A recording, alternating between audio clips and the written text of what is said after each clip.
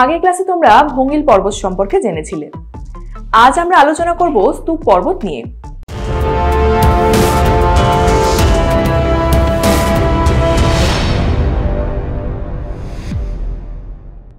স্তূপ পর্বত সম্পর্কে জানতে গেলে তোমাদের আগে জানতে হবে চ্যুতি সম্পর্কে।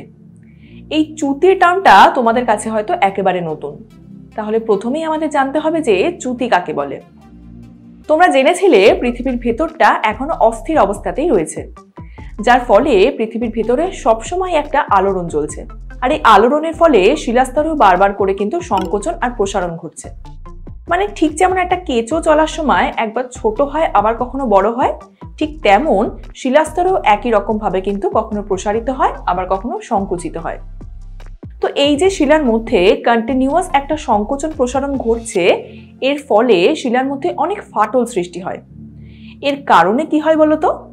সেই ফাটল বরাবর শিলার একদিকের অংশ অন্য দিকের অংশের সাপেক্ষে বসে যায়, বা অন্য কথায় বললে অবনমিত হয়। এই যে ফাটল বরাবর শিলার একটা অংশের স্থান পরিবর্তন বা ডিসপ্লেসমেন্ট হলো, একেই আমরা চ্যুতি বলে থাকি। এবার এই চ্যুতির মাধ্যমে স্তূপ পর্বত কিভাবে সৃষ্টি হচ্ছে সেটা চলো জেনে নিই। যদি কোনো একটা শিলাস্তরে একই রকম দুটো সমান্তরাল চ্যুতি সৃষ্টি হয়, সেখানে তিন রকম ভাবে কিন্তু স্তূপ পর্বত তৈরি হতে পারে।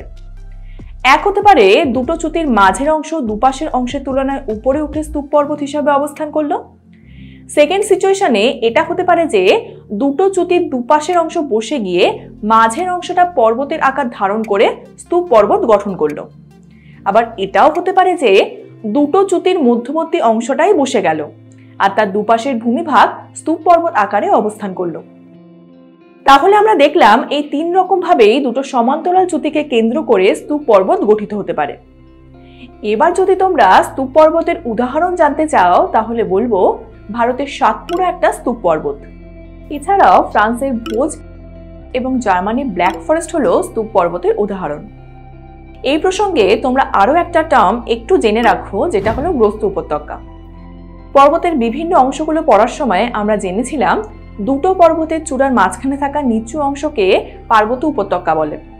ঠিক একই রকম ভাবে দুটো স্তূপ পর্বতের মধ্যে থাকা অবনমিত অংশকে বলা হয়ে থাকে গ্রস্ত উপত্যকা। যেমন ফ্রান্সের ভোজ আর জার্মানির ব্ল্যাক ফরেস্ট স্তূপ পর্বতের মাঝে রাইন নদীর উপত্যকা হলো একটি গ্রস্ত উপত্যকা। তবে এক্ষেত্রে শুধুমাত্র দুটো স্তূপ পর্বতের মাঝের অংশকেই গ্রস্ত উপত্যকা কিন্তু বলবো না, কারণ মনে করে দেখো স্তূপ পর্বত গঠনে সেকেন্ড সিচুয়েশনে আমরা ঠিক কি পড়েছিলাম। দুটো চ্যুতির দুপাশের অংশ বসে গিয়ে মাঝেও স্তূপ পর্বত কিন্তু তৈরি হতে পারে। তাহলে সেক্ষেত্রে স্তূপ পর্বতের দুপাশে থাকা অবনমিত অংশকেও গ্রস্ত উপত্যকা কিন্তু বলা যায়। যেমন ভারতের সাতপুরা পর্বতের দুধারে এরকম গ্রস্ত উপত্যকা কিন্তু দেখতে পাওয়া যায়। সাতপুরা পর্বতে একদিকে রয়েছে নর্মদা নদী উপত্যকা আর অন্যদিকে রয়েছে তাপ্তি নদীর উপত্যকা, যে দুটোই হলো আসলে গ্রস্ত উপত্যকা।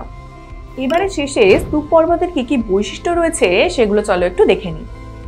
প্রথমে বলবো যে স্তূপ পর্বতের উচ্চতা আর বিস্তার ভঙ্গিল পর্বতের তুলনায় কিন্তু অনেকটাই কম হয়। দ্বিতীয় পয়েন্টে বলা যায় স্তূপ পর্বতের ওপরটা চ্যাপ্টা বা প্রায় সমতল ধরনের হয়। মানে এই ধরনের পর্বতে কোনো চূড়া বা শৃঙ্গ কিন্তু দেখা যায় না। আর যেহেতু চ্যুতি তল বরাবর এই স্তূপ পর্বত গঠিত হয়, তাই এই পর্বত সাধারণত খাড়া ঢালযুক্ত হয়ে থাকে। আর শেষে বলবো স্তূপ পর্বতের দুপাশে বা দুটো স্তূপ পর্বতের মাঝখানে গ্রস্ত উপত্যকা কিন্তু দেখা যায়। তাহলে আজকে ক্লাসে আমরা দেখলাম স্তূপ পর্বত কিভাবে উৎপত্তি হয় আর এর কি কি বৈশিষ্ট্য রয়েছে। পরের ক্লাসে দেখা হচ্ছে নেক্সট টপিক নিয়ে। মনে রেখো,